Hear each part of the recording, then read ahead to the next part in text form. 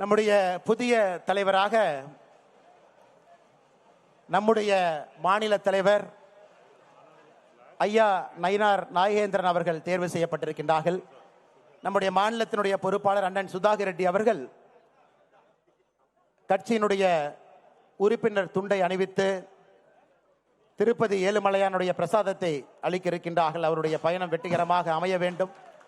இந்த கட்சியை சிறப்பாக அவர் வழிநடத்தி 2026 தேசிய ஜனநாயக கூட்டணியுடைய ஆட்சி அவர் ஆட்சி மன்றத்தில் அமர வைக்க வேண்டும் என்பதற்காக பிரசாதத்தை கொடுக்க இருக்கிறாங்க.